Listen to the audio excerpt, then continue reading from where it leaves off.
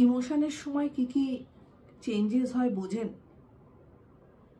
Emotion, আমরা feelings, এই টার্মগুলো আমরা ইউজ করি আমাদের দৈনন্দিন জীবনে, কিন্তু এই ইমোশনস, ফিলিং, এগুলোর দরুন আমাদের ভেতরে যে চেঞ্জেস হচ্ছে সেগুলো কি কখনো ভেবে দেখেছেন? হ্যাঁ, আজকে সেটা নিয়েই আলোচনা করব। নমস্কার, আমি লিপিকা, আমার চ্যানেলে তোমাদের সবাইকে স্বাগত। আমাদের ইমোশন বা ফিলিং যখন অ্যারাইজ করে বা অ্যারাউজ হয় আমাদের ভেতরে, তখন কিন্তু দু ধরনের চেঞ্জেস হয়। প্রথমটা হচ্ছে ইন্টারনাল চেঞ্জেস, সেকেন্ডটা হচ্ছে এক্সটার্নাল চেঞ্জেস। ইন্টারনাল চেঞ্জেসে কি হয়, এক্সটার্নাল চেঞ্জেসে কি হয়, সেটা অবশ্যই জানার বা শুনতে হলে বা জানতে হলে ভিডিওটা পুরোটা দেখার জন্য অনুরোধ রইল। তো প্রথম যেটা হয় সেটা হচ্ছে ইন্টারনাল চেঞ্জেসে আমাদের কিছু হরমোনাল সিক্রিয়েট হয়।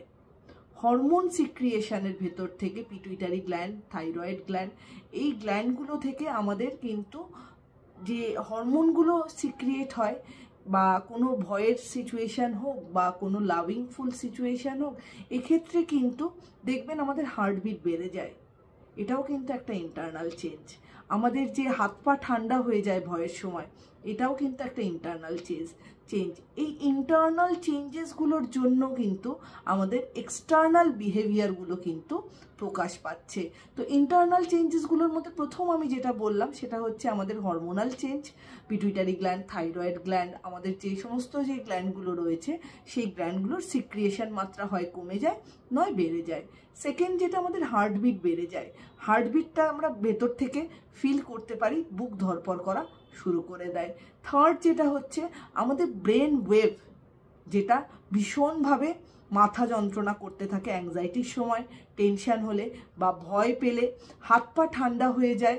ভেতরের যে সার্কুলেশন অফ দ্য ব্লাড, সেটার ভেতরেও কিন্তু তারতম্য চলে আসে।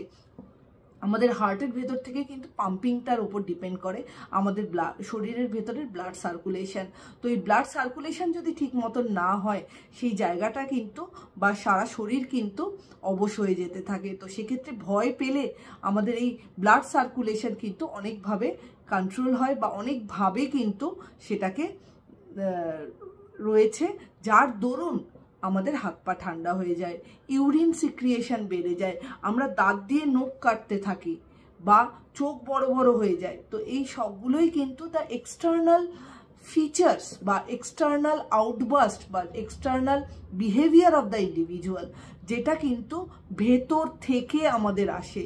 ইন্টারনাল চেঞ্জেস হয় বলে আমরা এক্সটার্নাল এই জিনিসগুলো দেখতে পাই। তো সাইকোলজির ক্ষেত্রে কিন্তু প্রথমটাই হচ্ছে আমাদের ইন্টারনাল চেঞ্জ।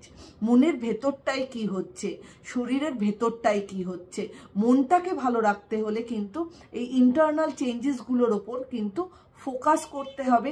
এক্সটার্নাল চেঞ্জ তো আমরা পরে আসবো, আগে তো ইন্টারনাল চেঞ্জেসগুলো। তাই ইন্টারনাল চেঞ্জেসের ক্ষেত্রে কিন্তু মনও একটা ম্যাটার করে। শরীরকে সুস্থ রাখা যেরকম দরকার, মনকেও কিন্তু সুস্থ রাখা দরকার। কাজেই মন যদি ভালো থাকে, শরীরও ভালো থাকবে। মনের ভেতরটাই তো ভালো রাখতে হবে, তাহলে তো শরীর ভালো থাকবে। তো সেক্ষেত্রে ইমোশনের সময় মনের ভেতরটা যদি ফুরফুরে থাকে, দেখবেন বাইরের এক্সপ্রেশনসগুলোও কিন্তু আপনার প্রকাশ পাবে যে আপনি ভালো আছেন। তো ভিডিওটা কেমন লাগলো অবশ্যই আমাকে জানাবেন। The internal changes and external changes during emotion.